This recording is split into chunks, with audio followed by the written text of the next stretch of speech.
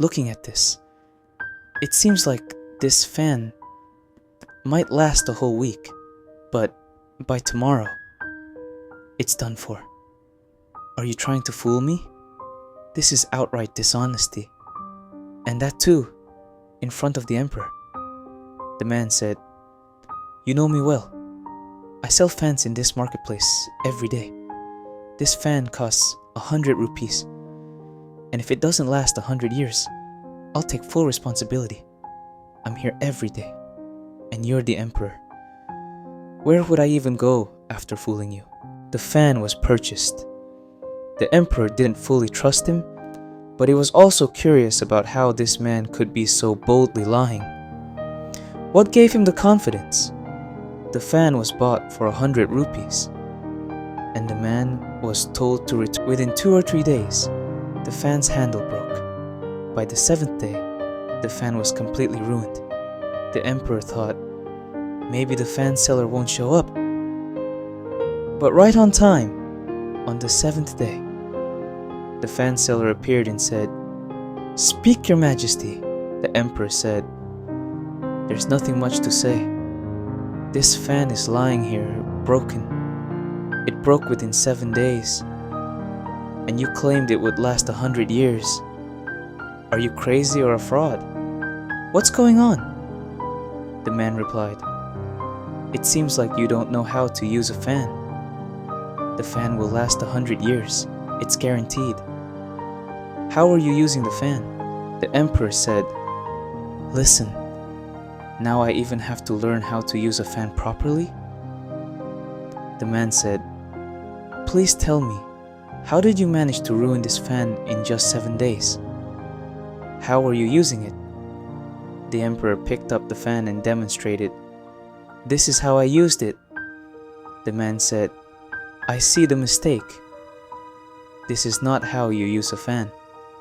The emperor asked, "Then what's the right way to use a fan?" The man replied, "Hold the fan in front of you and move your head. The fan will last 100 years. You might get tired, but the fan will remain intact. The fan isn't faulty.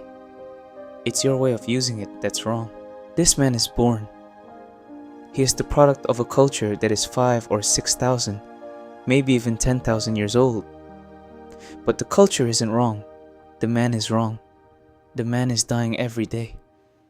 And yet the slogans of culture keep echoing how great the culture is, how great the religion, how great everything is. And this man is the fruit of that culture, shaped by it. And this is the result. But no, the man is wrong. And the man needs to change himself. No one dares to say that perhaps, after 10,000 years, if the culture and religion couldn't fill a man with love, then maybe the culture and religion are flawed. And if in 10,000 years, the man hasn't been filled with love, is there any hope that, relying on the same religion and culture, the man will ever be filled with love? What didn't happen in 10,000 years isn't going to happen in the next 10,000 years either, because the man remains the same, yesterday, today, and tomorrow. The man has always been this way and will always remain this way. And the culture and religion, which we keep glorifying, and the saints and sages whose praises we keep singing, are we even ready to consider that perhaps the direction of our thinking and intellect is flawed? I want to say that it is flawed, and the proof of this flaw is this man. What more proof is needed? If we plant a seed and the fruit turns out to be poisonous and bitter, what conclusion do we draw? The conclusion is that the seed must have been poisonous and bitter. Although it's hard to tell from the seed itself what kind of fruit it will bear. You can't examine the seed and predict whether the fruit will be bitter. You can break the seed apart, but you won't find any clue about the bitterness of the fruit. You have to plant the seed, wait 100 years. The tree will grow, spread its branches into the sky, and only then will the fruit come. And only then will you realize that the fruit is bitter. For 10,000 years, the seeds of culture and religion have been sown. And this man is the fruit of that.